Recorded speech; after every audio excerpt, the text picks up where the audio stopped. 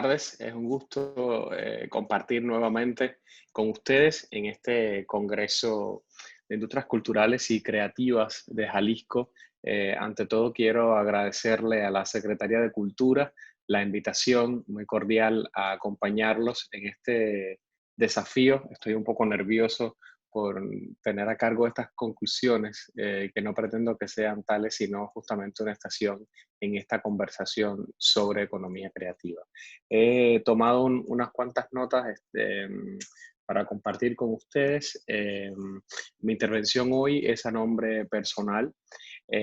Se propone explorar las posibilidades de la economía creativa en América Latina, pero desde un enfoque de política cultural, que es un poco el campo de expertise que por 15 años he estado desarrollando, un poco haciendo una lectura desde la lógica de cuál es la contribución de la economía creativa a las políticas culturales y cuál ese rol fundamental que tiene que tener la economía creativa y la política cultural en esa definición del desarrollo sostenible, no solamente en la medición, sino también en la comprensión. En ese sentido, me gustaría partir de unos mínimos. Sé que hemos estado conversando durante todos estos días sobre economía creativa, pero no está de más compartirles el concepto un poco de la UNESCO, a partir del cual se empezó a medir en el año 2009 todo el tema de las industrias culturales y creativas.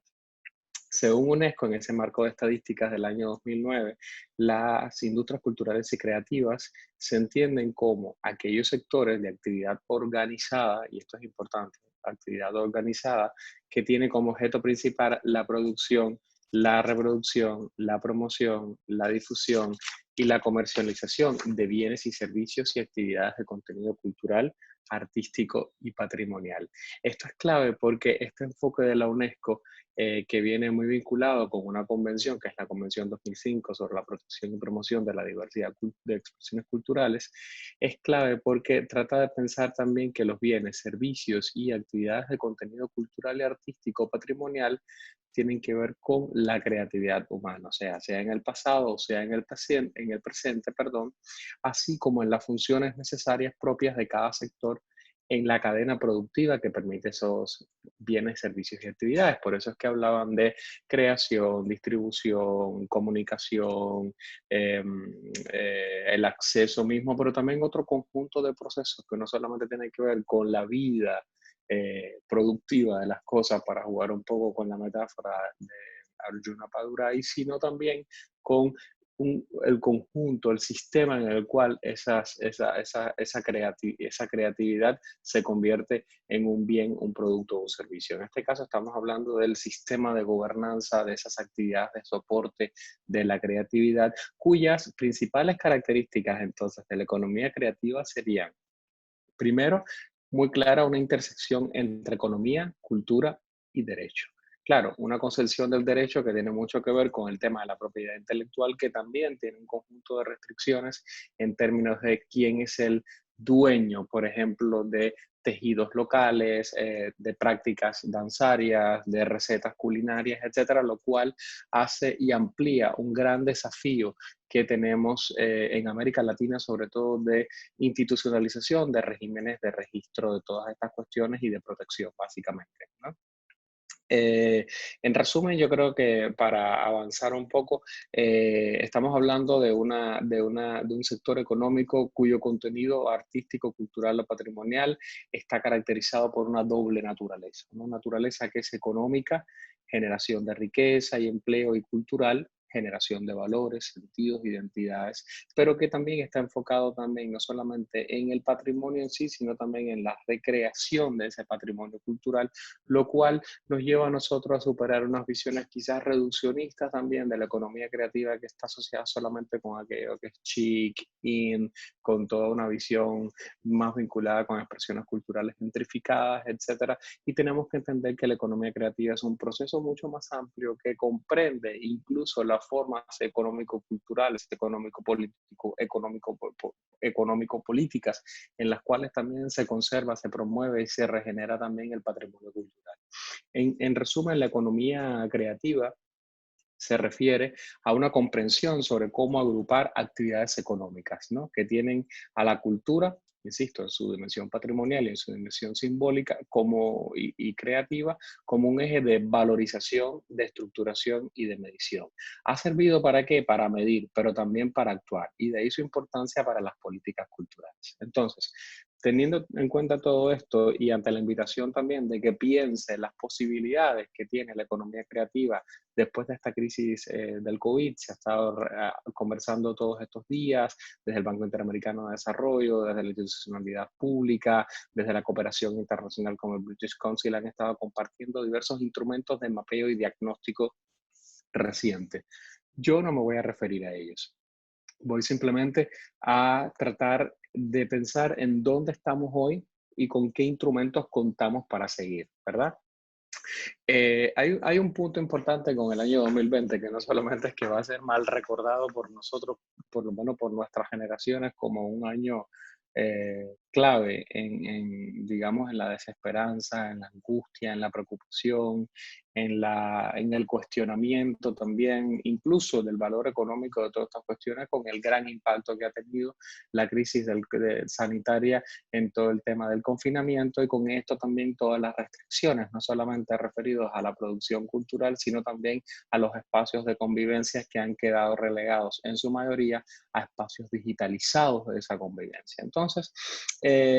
como les decía, en el año 2020 este año hubiera sido un año clave para la UNESCO en términos de economía creativa. ¿Por qué? Porque ahí son fechas cerradas, por llamarlo de alguna manera, de 3 instrumentos claves en la economía creativa. Uno, se cumple el 15 aniversario de la Convención de la UNESCO sobre la protección y promoción de la diversidad de expresiones culturales, más conocida como la Convención 2005, que es el único instrumento multilateral reconocido desde el punto de vista de la cooperación internacional para promover e incentivar políticas y medidas que ayuden justamente a preservar no solamente el valor cultural en esa mercantilización de la cultura, por llamarlo de alguna manera, sino también en reforzar la importancia de esa dimensión económica en la construcción y en la producción cultural. Entonces, esa convención fue clave y es la convención quinceañera. Entonces, en 2020 también, y vinculado con esta convención 2005, se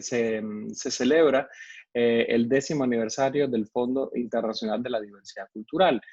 un fondo clave. Después me voy a referir un poco a esto. Yo tengo la posibilidad también de conversar sobre esos dos instrumentos, no en términos teóricos, sino también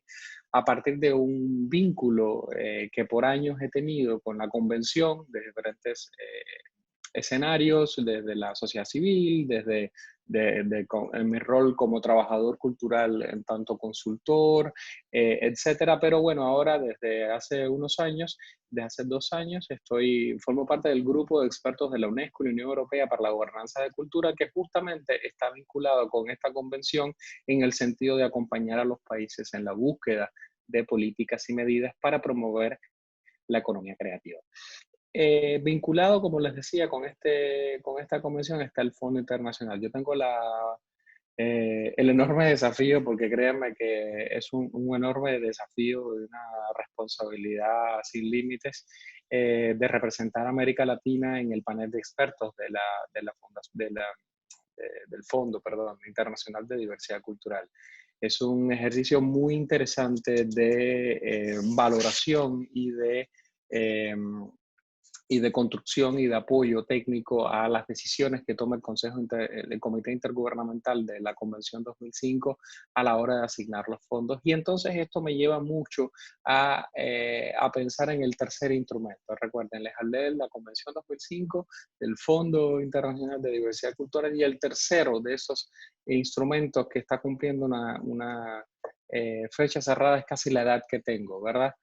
Bueno, un poquito menos, es más joven, la recomendación de la UNESCO sobre la condición del artista, que es la llamada recomendación de 1980, yo nací en el 79, podría decirse que con sus aciertos y errores, estos 3 instrumentos, hijos respectivos de su tiempo, dan cuenta de una base legislativa, normativa y de actuación internacional para entender la economía creativa como política cultural, porque muchas veces hay una disociación entre la política cultural y la economía creativa, y el desarrollo sostenible. Y casi siempre las relaciones entre estos tres, por llamarlo entre esta tríada, ha sido muy compleja, se da más en términos bilaterales que en términos también de interconexiones. Entonces, lo interesante de todo esto es tratar de responder para qué sirven estos instrumentos multilaterales, que muchas veces son extremadamente técnicos y que cuesta mucho trabajo la asimilación y la incorporación de ellos en la práctica cotidiana y sobre todo en la práctica cotidiana de una comunidad que está ahora mismo tratando de no solamente entender y construir las narrativas de comprensión, de entendimiento, etcétera, sobre el impacto cultural de todas estas cuestiones, sino también tratando de sobrevivir en tanto sujeto económico también que necesita bienes mínimos para lograr también su manutención y crear también valor a partir de eso, ¿no? Entonces, ¿para qué sirven estos instrumentos hablando de posibilidades en América Latina? Bueno, antes del COVID, América Latina era la región más desigual del mundo. Bueno, ya de por sí traería retos en términos de economía creativa, porque justamente en la economía creativa sería también el tipo de dinámicas, el tipo de modelos que necesitamos tendría que responder ante toda esta comprensión de que estamos en la región más desigual del mundo. Pero como si fuera poco eso, el impacto del coronavirus, la CEPAL, la Comisión Económica para América Latina y el Caribe, ha, ha estado definiendo el impacto económico, político y social del COVID como la peor crisis en los últimos 100 años, que no es poco. Nosotros en América Latina que no salimos de una crisis para entrar en otra. Según la CEPAL, a fines de 2020, el PIB per cápita sería igual al de 2010, o sea, estarían hablando en términos de una década perdida. Habría el cierre de 2.7 millones de empresas formales. No tenemos claro todavía cuáles son culturales, porque eso es uno de los problemas que tenemos en términos de posibilidades. Y creo que es una de las cuestiones más interesantes que ha traído también todo el impacto del COVID, que es el tema de la necesidad que tenemos de reconocer, de distinguir y de poner en valor realmente cuál es el sector cultural del cual estamos hablando cuando hablamos de su rol estratégico en la economía creativa, por supuesto, y en el desarrollo sostenible, ¿no? Aquí estamos hablando en términos de CEPAL y de empleo general en América Latina, de que el desempleo podría alcanzar 44 millones de personas, el mayor aumento desde la crisis financiera global de la década pasada. La pobreza llegaría a niveles de 2005, lo cual representaría un retroceso de 15 años alcanzando a 231 millones de personas y que de esta persona la pobreza extrema llegaría a los niveles de 1990. O sea, habría un retroceso de 30 años alcanzando a 96 millones de personas en América Latina y el Caribe. Y es que nosotros no solo podemos hablar de economía creativa pensando en modelos de negocio creados muchas veces en laboratorios hipotéticos con frases motivacionales de Steve Jobs. O sea, tenemos que entender realmente cuál es la lógica que tendría y que debería tener la economía creativa para responder a estos desafíos también y para superar una cuestión importante que tiene que ver con la tendencia que ha habido a la desfinanciación pública sobre todo y de interés privado también en la cultura a través de los patrocinios y los apoyos, etcétera, y tratar de pensar en, bueno, tenemos que ser capaces de demostrar cuál es el rol de la economía creativa en atender todas estas cuestiones y comprender que la economía creativa también, si no se piensa como un instrumento de estas cuestiones, tenemos que entender entonces que otras personas que ni siquiera están empoderadas en lo que nosotros intuimos y conocemos sobre el valor de la economía creativa, aspiren a, sobre todo los ministerios de finanzas, aspiren a dotar de presupuestos lo que nosotros necesitamos. Entonces, creo que es una situación muy compleja, no es una situación esperanzadora, pero hay que encontrar soluciones. Esas soluciones no van a ir solamente del ámbito creativo, son soluciones que tienen que venir de una multidimensionalidad clara y clave que se relaciona con una dimensión educativa, con una dimensión de emprendimiento, pero también con una dimensión además de esa formación de capacidades orientadas a modelos de negocio, además de esas redes, además de esas nuevas plataformas digitales que se creen, tienen que haber políticas culturales firmes que toquen un conjunto de temas que son claves para la sostenibilidad de la economía creativa, porque la relación entre desarrollo sostenible y economía creativa no solamente es que la economía, que las empresas sean sostenibles, rentables, etcétera. Yo creo que tiene que haber una comprensión mucho más amplia. O sea, la relación entre economía creativa y desarrollo sostenible tiene que ver no solamente con que la economía creativa sea sostenible en el desarrollo, en su propio desarrollo como sector, sino esencialmente cómo nosotros entendemos algo que he estado trabajando durante muchos años, el desarrollo sostenible en sí mismo como una política cultural. Y eso implica, yo creo, invitar al baile a una gran olvidada de todas estas cuestiones, que es la política, porque casi siempre se habla de cultura y desarrollo y de alguna manera se despolitiza esa relación creando una falsa interdependencia que excluye algo sin lo cual no se puede resolver su sostenibilidad, que es el tema de los conflictos que se generan políticos alrededor de la definición, por ejemplo, qué cosa es economía creativa, cuál es el rol del Estado en la política cultural, cuál es el rol del mercado y todas las cuestiones que están vinculadas con eso. Entonces yo, con esta angustia también, sin ninguna pretensión arrogante e ignorante de la situación, porque insisto, yo me siento muy incapaz ahora mismo de establecer cualquier receta, porque creo que sería estúpido compartir una receta funcional para la realidad de los países latinoamericanos y del Caribe. Quisiera compartirles algunas cuestiones, hablar de algunas de las posibilidades que le veo a la economía creativa para hacer un ámbito, un escenario, palanca, pudiéramos llamarla, de aceleración y de implementación de la Agenda 2030 para el Desarrollo Sostenible. Yo creo que no solamente porque estemos en 2020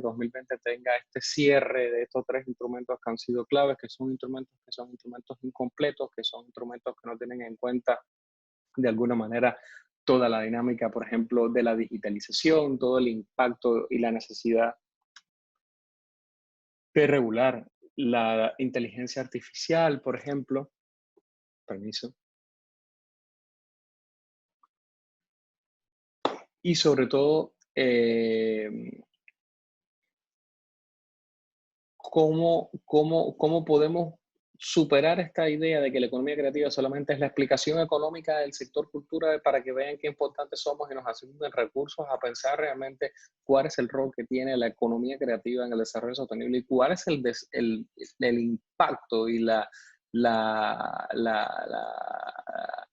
el impacto y el aporte que tendría el desarrollo sostenible también para la construcción de una economía creativa también diversa. Entonces, como les decía, no solamente este cierre de fechas de aniversarios que sirven para festejar, pero también tienen que servir para pensar. Y parte de lo que nos debe servir para pensar es justamente que el año 2021 es el año internacional de la economía creativa para el desarrollo sostenible, no de cualquier economía creativa, sino de la economía creativa para el desarrollo sostenible. Y aquí se nos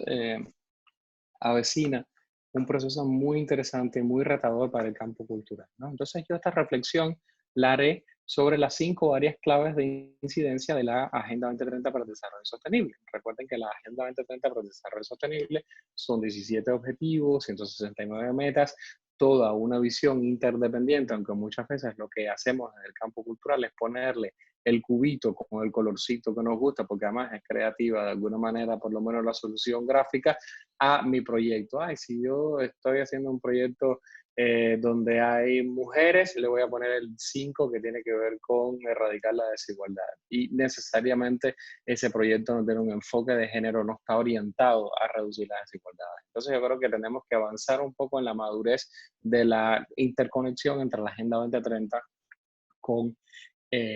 la economía creativa. Entonces, como les decía, habrían 5 áreas: las personas, el planeta, la prosperidad, la paz y las alianzas, que voy a hacer un intento también de relacionar con estos instrumentos anteriores, la Convención 2005, el Fondo de Diversidad Cultural y el Estatuto del Artista, para establecer un conjunto de temas. O sea, un conjunto de temas, un conjunto de problematizaciones, un conjunto de inquietudes que pueden servirnos para entender las posibilidades, entender y atender las posibilidades que tendría la economía creativa en América Latina y el Caribe desde una visión realista, pero de una visión también sistémica, o sea, puesta en el sistema del desarrollo sostenible y no desconectada como muchas veces pasa con el sector cultura también y con las comprensiones sobre el sector cultura sobre todo y las decisiones y las políticas culturales que muchas veces andan de satélite,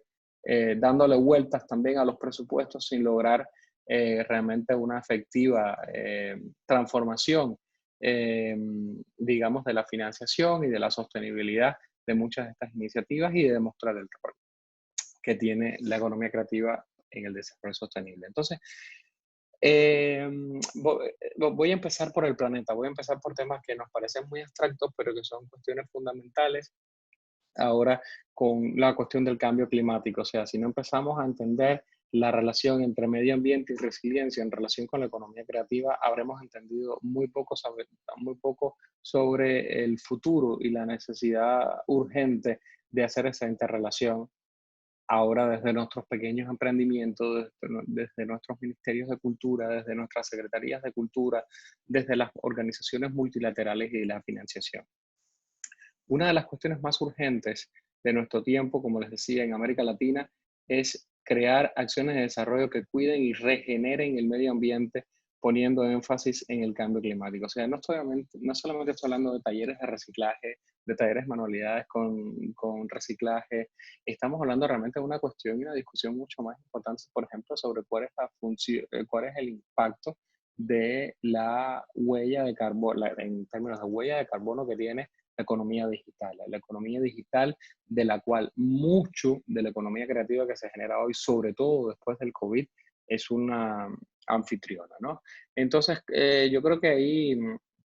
tenemos que hacernos la pregunta en términos de posibilidades de futuro de cómo la economía creativa está incorporando y promoviendo esta visión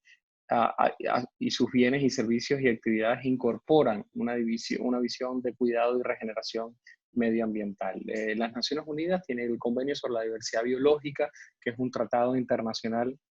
jurídicamente vinculante con tres objetivos fundamentales: la conservación de la diversidad biológica, la utilización sostenible de sus componentes y la participación justa y equitativa en los beneficios que deriven de la utilización de los recursos genéticos vinculados con la biodiversidad. Y es que justamente no podemos hablar de esta prima del convenio de la diversidad biológica, que es la Convención sobre la protección y promoción de la diversidad de expresiones culturales, cómo podemos entenderla sobre todo en América Latina, sin entender, por ejemplo, el vínculo biocultural que existe entre justamente las representaciones de las personas y los pueblos indígenas, por ejemplo, con sus entornos. O sea, y no solamente en el caso de los pueblos indígenas y las comunidades campesinas, también, por ejemplo, en tanto como nosotros, habitando las ciudades, también tenemos una comprensión también de una visión de hábitat, ¿no? Eh, la UNESCO ha creado un muy interesante ámbito que tendría que ver con la medición, perdón, son las alergias de estos tiempos. Voy a hacer un alto para tomar un poco de agua. Entonces, yo creo que no ha sido suficientemente discutido, sobre todo no ha habido un diálogo, hay cuestiones que piensan los ecologistas que la cultura debería ser y piensan que cuestiones de los artistas de una comprensión ecológica, pero no ha habido un diálogo en profundidad también. UNESCO está tratando de avanzar justamente en un reciente instrumento vinculado con la Convención 2005, pero con todas las convenciones y yo creo con una visión más programática de UNESCO, que es la nueva matriz de indicadores de cultura 2030. O sea, la pueden buscar así en internet, UNESCO Indicadores Cultura 2030. Y esa matriz, son 22 indicadores específicos y varios transversales. Una de esas áreas, esas 4 áreas especiales, tiene que ver con el medio ambiente y la resiliencia, que UNESCO los vincula con objetivos que tienen que ver con el hambre, con el agua limpia, con el tema de la infraestructura sólida y resiliente, con el tema de la industrialización y los patrones de consumo, con la acción por el clima, con temas de vida submarina, con temas de ecosistemas terrestres y, por supuesto, también con construcción de paz. En ese sentido, UNESCO identifica 5 indicadores interesantes para pensar y ampliar estas posibilidades. Yo veo esta nueva matriz de indicadores como más que solamente como un instrumento que nos sirve para hacer una captura, en el sentido como hacemos una captura de pantalla, una captura de la realidad de la cultura, sino también que nos sirva también para justamente promover las nuevas visiones y revisiones que necesitan las políticas culturales si asumimos este enfoque. Recuerde que estoy hablando de las 5 áreas de la Agenda 2030 para tratar de identificar posibilidades para la economía creativa de América Latina y el Caribe, ahora desde el enfoque del planeta. Entonces se habla, por ejemplo, del tema del gasto en patrimonio cultural, en conservación y promoción del patrimonio, pero también de gestión sostenible. ¿Qué rol tiene la cultura y la economía creativa en la adaptación al clima y la resiliencia? Cómo nuestras instalaciones culturales, incluso nuestras nuevas instalaciones culturales digitales o digitalizadas, están teniendo en cuenta esta huella de carbono y este impacto también limpio, pero no solamente que ayude a cuidar, sino también a regenerar, cómo nuestros espacios abiertos para la cultura, por ejemplo, están tratando de vincular esa dimensión biocultural de la vida misma, ¿verdad? Y no seguimos reproduciendo la dicotomía entre naturaleza y cultura, que creo que es una de las cuestiones que tenemos que resolver en la discusión sobre economía creativa, que es que muchas veces las expresiones culturales se ven disociadas de la naturaleza en sí misma, que somos nosotros, ¿no? Y nuestras interacciones con ella. Yo creo que hay un reto importante porque cada una de estas áreas las voy a ir identificando en términos de retos, que tiene que ver con el reto enorme que tienen UNESCO y el Programa de Naciones Unidas para el Medio Ambiente, UNEP, para trabajar de forma más articulada en superar, uno, la idealización de la economía creativa, de que la economía creativa es verde. Hay que superar eso y tratar de demostrarlo con hechos, con prácticas. Hay muchas prácticas que son verdes, pero hay muchas prácticas que no son. Siempre pongo el ejemplo, por ejemplo, y ya ven que yo soy mi ámbito de realización fundamental es la lectura y no hay nada como leer y abrir un libro, pero la pregunta sería, ¿cuál es la huella en términos de el impacto en los bosques, etcétera, de todas las publicaciones que quisiéramos tener o quisiéramos poner a disposición para que se reconozca el derecho a la lectura, por ejemplo. Son discusiones que hay que tener en profundidad sobre todos estos temas, ¿no? Creo que para América Latina esta nueva medición de los indicadores de Cultura 2030 van a servir muchísimo y van a servir no solamente para el tema del planeta, sino también para todo el tema que tiene que ver, por ejemplo, con otra de los ámbitos de la Agenda 2030, que es el tema de la paz. El año 2021 no solamente va a ser el año internacional de la economía creativa, sino va a ser el año internacional de la paz y la confianza. Recientemente fue anunciado eso con el fin de fortalecer y promover la diplomacia preventiva, entre otras cosas, mediante el multilateralismo y el diálogo político. Yo creo que si hiciéramos una visión muy rápida de cuál es la relación entre cultura, paz y cuál es la visión de la economía creativa en las relaciones culturales internacionales y el multilateralismo, pudiéramos pensar, por ejemplo, en términos de internacionalización hacia afuera, o sea, cuál es el rol que tiene nuestros emprendimientos culturales y creativos,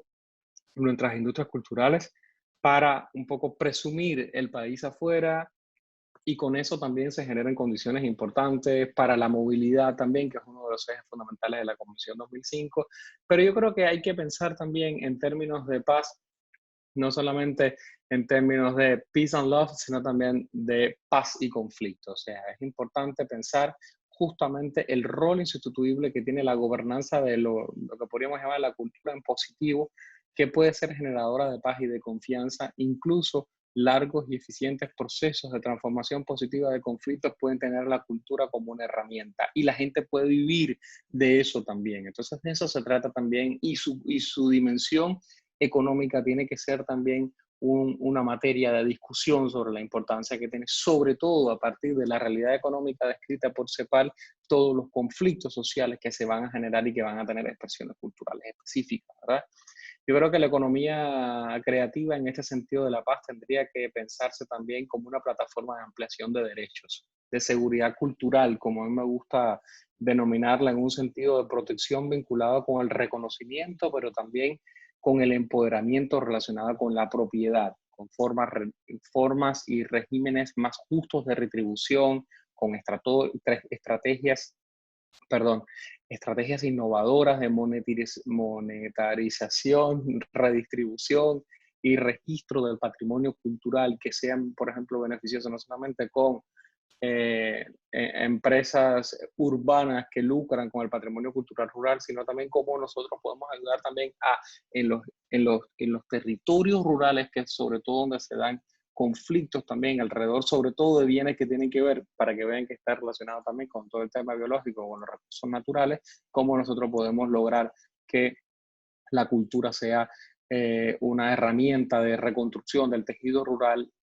pero esencialmente también sea la posibilidad también para detonar un conjunto de creatividad, de creatividades ruralizadas o de ruralidades creativas que sirvan para entender esos nuevos modelos también amigables con el medio ambiente, pero también diversificados también, y que no solamente sea esa visión de que la economía creativa sea solamente en distritos franquiciables, vinculados y derivados también de la experiencia del norte, que justamente han sido bien disfuncionales y se han traducido en su contrario en términos de inclusión social en América Latina, ¿verdad? Y yo creo que en esta cuestión, no sé, hay ejemplos muy bonitos, por ejemplo, del peso enorme de la reducción de conflictos históricos que reflejan la desigualdad social en la región. Por ejemplo, si pasamos de lo que podríamos hacer, como hay que pasar de las macrocifras a las microhistorias, ¿verdad? Hay que entender, por ejemplo, cómo algunas iniciativas locales vinculadas con el turismo ecológico, con una interpretación cultural del territorio, han servido, por ejemplo, en el caso de Colombia, para que exguerrilleros y exparamilitares juntos en proyectos de emprendimiento puedan encontrar también soluciones a su calidad de vida, ¿verdad? Y a su convivencia y a reelaboración también del conflicto, por poner un ejemplo, ¿no? O todos los proyectos también promovidos por mujeres también para, entre otras cosas, no solamente para narrar a través de diversas expresiones culturales y artísticas sus propias realidades, sino también para pensar esas expresiones también como parte de su mejora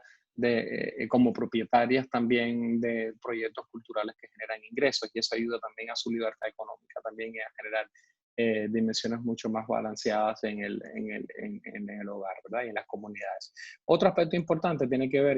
con las personas, o sea, la aplicación de la recomendación de 1980 relativa a la condición del artista tiene que ver mucho con las políticas y medidas para que mejoren las condiciones del empleo, de trabajo y de vida de los artistas, especialmente para contrarrestar los efectos perjudiciales de las nuevas tecnologías, decían en ese entonces, reconozcan la dimensión internacional de su labor y faciliten a todos los artistas y creadores los medios posibles de libre circulación internacional.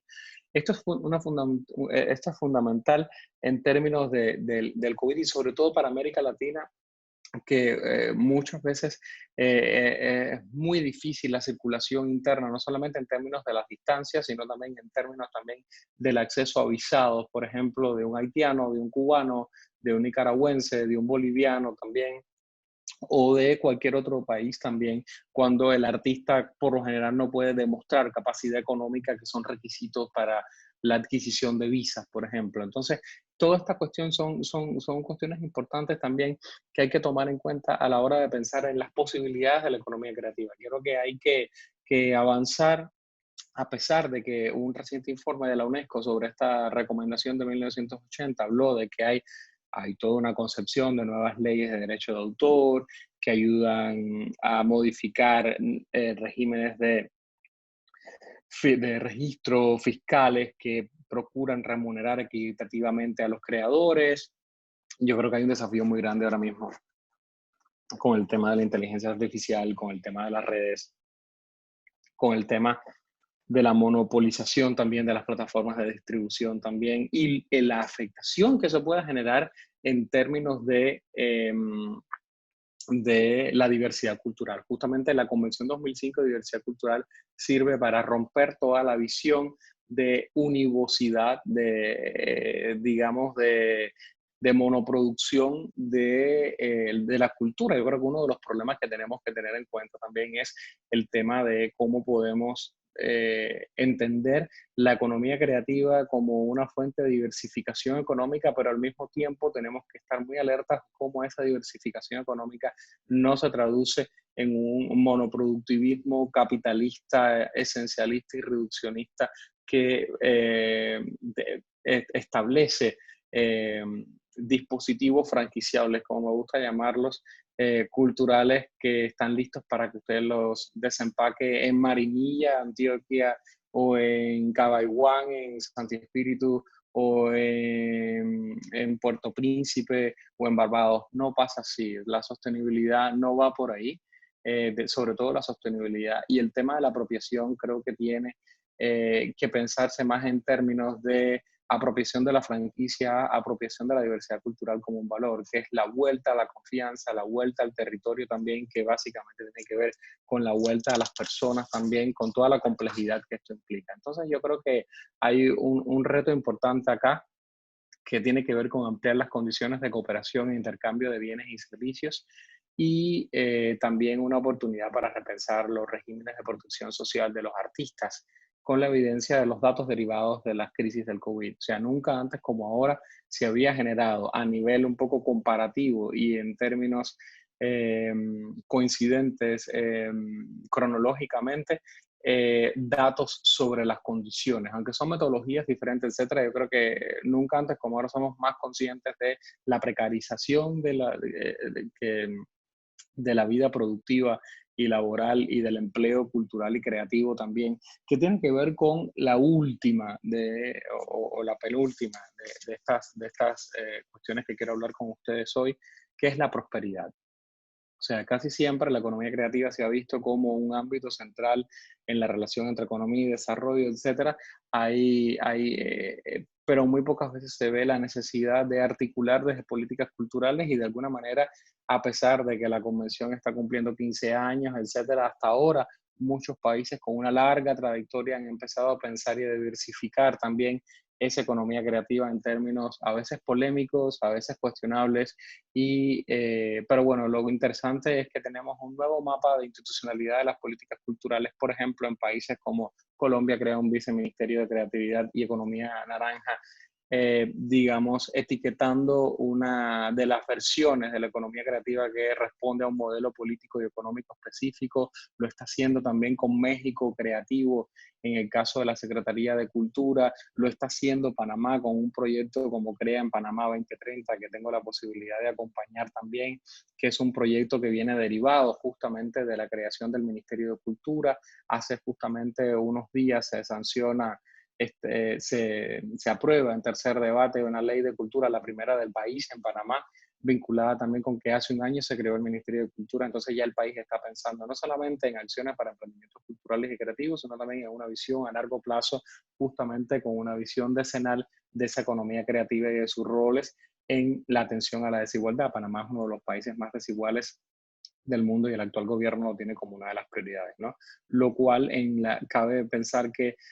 tanto en Colombia como en México, como en Panamá, como en otros países como Barbados, como en otros países como Bolivia, como en algunos países como Argentina, Chile, etcétera, cuyos representantes en muchos casos han estado en este congreso conversando también, vemos la diversidad de esas formas. Creo que tenemos que seguir discutiendo, tenemos que seguir hablando entre contrarios, entre personas que tenemos posturas, ideas, conceptos diferentes, para pensar justamente en términos constructivos en cómo se puede pensar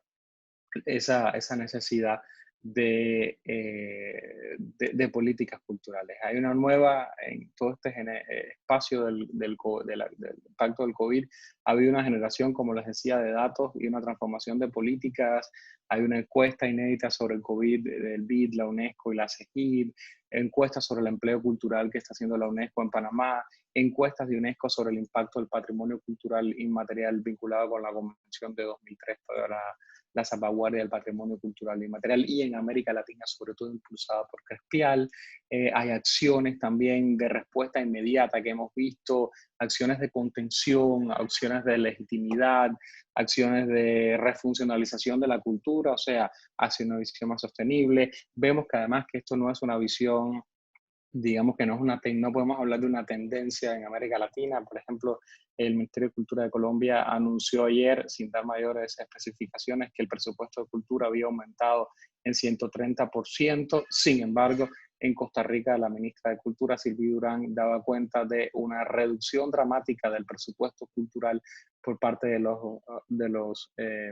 Asamblea Legislativa para el presupuesto del año 2021, lo cual compromete muchos de los servicios culturales públicos, incluido también, me imagino, todo el programa de Costa Rica Creativa 2030, que es una de las iniciativas, incluso apoyadas por el grupo de expertos de la UNESCO para reforzar todo el tema de la industria de la música y del ecosistema de la música. Creo que por eso es que es importante también pensar en la importancia de de la multilateralidad y de, digamos, la cofinanciación de todas estas cuestiones, entendiendo que no podemos pensar que la economía creativa va a ser exclusivamente financiada también por las fuentes públicas, porque en el escenario que nos describió Alicia Bárcenas de la CEPAL en estos días, es muy probable y muy predecible que la reducción del gasto en cultura va a ser dramática, con lo cual vamos a tener que ser muy creativos en las formas también de disputar y de cuestionar esas asignaciones, pero también de encontrar soluciones alternativas a toda esta cuestión de la financiación, ¿verdad? Creo que en este sentido, creo que es fundamental el tema de la digitalización creativa, ¿no? La economía creativa que promueve la digitalización de la cadena de valor con criterio de inclusión social. Casi siempre se habla de las materias primas, de, por ejemplo, vinculadas con cualquier tipo de industria, pero muchas veces no tenemos claro cuál es la materia prima, ¿no? A mí me gusta, más que hablar de materias primas, en el caso de la economía creativa, me gusta hablar lo que denomino las narrativas primas, ¿no? Yo creo que hay una cuestión importante en la digitalización que nos ayuda también a no solamente a repensar lo digital como instrumento en toda esa cadena de valor, no solamente en la distribución, sino también con el aporte que esto puede traer en términos de coproducción de alguien en El Chorrillo, en Panamá, con alguien en Polanco en México, con alguien que pueda estar en Achacache en Bolivia, con alguien que pueda estar en Petén, etcétera, ¿verdad? En términos de coproducir desde sus cuestiones narrativas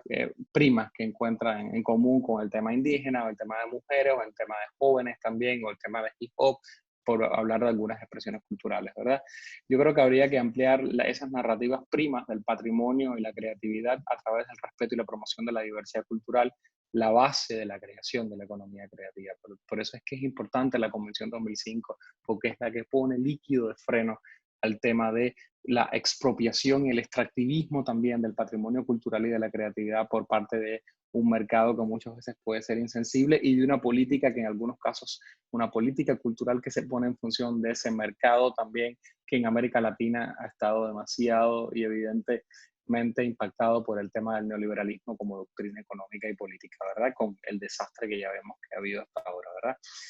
Y con la ausencia de alternativas ahora mismo. Creo que es importante también tener en cuenta que para todo esto es fundamental las alianzas. O sea, América Latina tiene una cuestión, digamos, desaprovechada también en tanto continente de cómo pensarse juntos. Yo creo que desde que José Martí pensaba Nuestra América y remarcaba la necesidad de hablar y de impulsar todo el tema de la regionalización en sus términos del siglo XIX. Creo que ha habido muchos ejemplos, o sea, el propio Mercosur cultural, la comunidad de estados del Caribe, el tema del CARICOM, el tema del SICA, la Secretaría de la Integración de Centroamérica, que dicho sea de paso, he tenido la posibilidad de acompañar su estrategia de cultura como palanca de la integración, con una visión justamente de Agenda 2030, hasta donde sería la primera política pública que está pensada desde esta matriz de indicadores de la Agenda 2030, y eso nos sirvió muchísimo para pensar el rol fundamental que tienen las asociaciones estratégicas. Yo creo que Aquí la cuestión de las alianzas, y no estoy hablando de alianzas solamente a nivel de las comisiones mixtas entre los países, en términos de las alianzas multilaterales al interior de las Naciones Unidas y al interior, por ejemplo, de la UNESCO a través de sus convenciones que muchas veces funcionan separadas y sin una interdependencia. Entonces, en lo local, tú dices, bueno, pero entonces ¿dónde empieza y se acaba la Convención 2003 de 1972 que tiene que ver con el patrimonio mundial y con el tema de la economía creativa y la red de ciudades creativas? La red de ciudades creativas es una red de la UNESCO, pues estoy poniendo con estos dos ejemplos, ya termino esta intervención que tiene que ver con el último ámbito de realización también y de impacto de la Agenda 2030, que es la cuestión de las alianzas, ¿verdad? La red de ciudades creativas de la UNESCO se creó en el año 2004 y ya tiene 16 años promoviendo la cooperación hacia y entre las ciudades con modelos muy diferentes. Creo que puede ser un laboratorio muy interesante, está pensado como un laboratorio de ideas, etcétera, pero creo que puede tener un rol fundamental en los próximos 10 años en términos de cómo localizar la nueva agenda urbana. Tengo la posibilidad en estos momentos de estar facilitando en línea una encuesta de la Oficina Regional de la UNESCO para América Latina sobre la transformación de las ciudades desde la cultura, que justamente acompaña un ejercicio que estamos haciendo de pensar desde la nueva agenda urbana todos los temas culturales también. O sea, no solamente el impacto de la cultura en el desarrollo urbano, sino también las cuestiones clave del desarrollo urbano, de la nueva agenda urbana, eh, derivada justamente de Quito, de la reunión de ONU Habitat de Quito, a toda esta implementación vinculada con, no solamente con el objetivo número 11 de las, vinculado con las ciudades y los asentamientos humanos sostenibles, resilientes, inclusivos, sino también con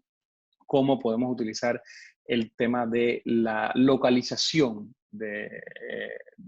la economía creativa, ¿no? Cómo hacerla local. Y ahí yo creo que hay un desafío importante en este punto que tiene que ver con la localización de la gobernanza internacional de la economía creativa. ¿Qué significa eso? Necesitamos buscar una inteligibilidad conceptual, o sea, ampliar nuestros referentes. Necesitamos empezar a hablar de cuestiones puras y duras de gobernanza urbana si estamos hablando de cultura local. Tenemos que hablar, tenemos que buscar también no solamente esa inteligibilidad conceptual, aprender y tratar de entender, sino también traducir funcional, oh, perdón, traducir funcionalmente esos conceptos que no entendemos. ¿Para qué? Para que nos sirvan para medir, ¿no?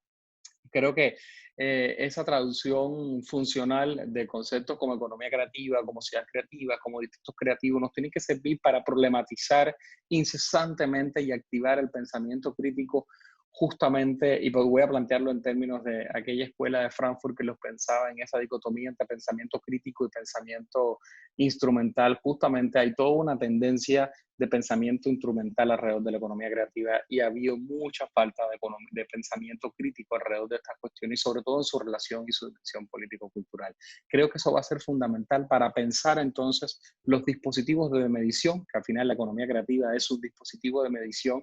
con indicadores, sistemas de información, para que ayude entonces a los dispositivos, no solamente de implementación a través de la política, sino en términos de las prácticas, etcétera. Entonces, un ejemplo de todo esto, y creo que es un futuro importante, va a tener un rol fundamental y debería tener un rol fundamental, pero deberían cambiar algunas cosas, es el Fondo Internacional de Diversidad Cultural de la UNESCO. Podríamos decir que es el fondo formado por diferentes donantes cuya creación fue prevista por el artículo 18 de la Convención de la UNESCO. El fondo apoya proyectos que tengan que ver con propiciar la creación de un sector cultural y dinámico, principalmente a través de actividades que faciliten la introducción y la elaboración de políticas estratégicas y estrategias. Pero el fondo no apoya su proyecto personal artístico, o sea, el fondo apoya si ese proyecto funcional artístico contribuye, por ejemplo, a la promoción de un ámbito de gobernanza sostenible de la cultura. ¿Qué significa eso? A políticas culturales, a cambios estructurales, a cambios en la financiación, a cambios en la legislación, o ayuda también a una mejora de la circulación de bienes y servicios culturales, pero también a actividades culturales en el sur-sur, a cómo promueven la cooperación, etcétera. Y es realmente para mí ha sido una experiencia fascinante tener la posibilidad de participar en el fondo, porque yo creo que además de ser el fondo de economía creativa más antiguo, sostenible y multilateral, existente de este fondo desde el año 2010. Ha financiado $8 millones estadounidenses a 114 proyectos en 58 países en desarrollo, lo cual habla también del gran impacto que ha tenido con muy poco dinero, por llamarlo de alguna manera, ¿no? El 20% de esos proyectos hasta ahora, en estos 10 años, han sido directamente referidos a jóvenes. El 43% de estos proyectos han ido a África, pero el 32% en América Latina, lo cual significa también todo el potencial que se ve desde América Latina para buscar apoyos y fuentes complementarias también al histórico déficit de financiación que tiene la cultura. Yo creo que ahí hay un desafío importante para el propio fondo como instrumento de economía creativa para el desarrollo sostenible en el año 2021, sobre todo, que es pensar cómo puede rearticularse el fondo para ampliar la participación de otros conceptos y otras convenciones también y al interior de la UNESCO, pero también de una manera más sostenible en términos también con alianzas estratégicas con otras agencias y organismos multilaterales del Sistema de Naciones Unidas o de financiación, como el Banco Interamericano de Desarrollo, en el caso de América Latina, bancos regionales como el CAF, el Banco Centroamericano de Desarrollo, etcétera, que puedan ayudar también a generar dispositivos y mecanismos también de financiación, pero con un ámbito también de transformación claro, definido, que puedan ayudar a una economía creativa más diversificada. Entonces yo creo que yo terminaría con estos ejemplos que le he tratado de poner.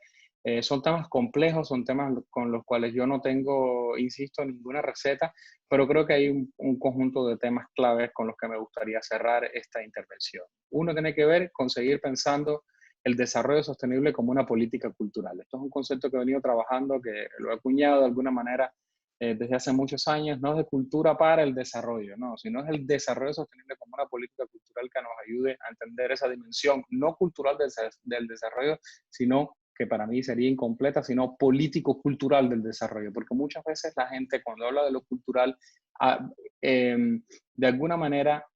infiere que está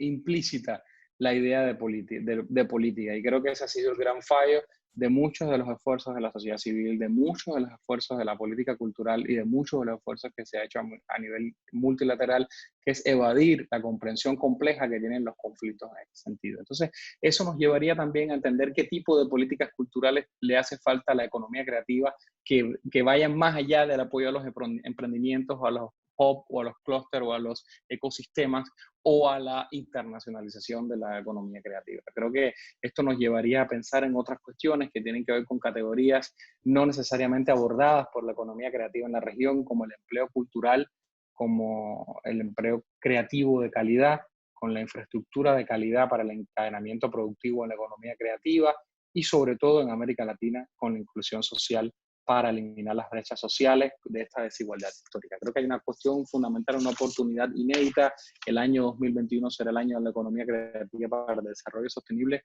y yo creo que va a haber toda una posibilidad, quizás nos saturemos, todo el mundo quizás hablar de economía creativa, pero yo creo que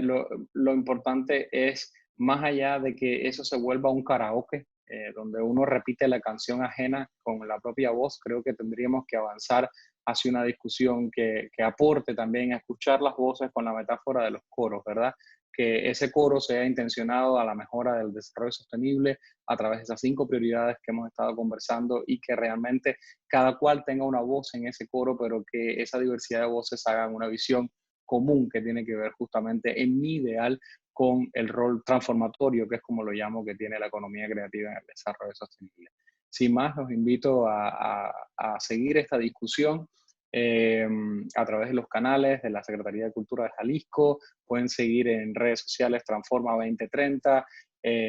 Vamos a estar lanzando desde Transformatorio toda una campaña especial de economía creativa como desarrollo sostenible y no me queda más que agradecer nuevamente a mis colegas de Jalisco, que lo único que lamento es no haber ido a comerme mi birria y mis tortas ahogadas tradicionales con mi tequilita jalisciense, una vez más en esa ciudad que quiero muchísimo. Muchas gracias a la institucionalidad pública por seguir defendiendo en este contexto estos espacios y bueno, invitarlos a seguir esta discusión y sobre todo contar en toda esta macrocifra de la economía creativa, su microhistoria que también es significativa. Muchísimas gracias y que estén muy bien.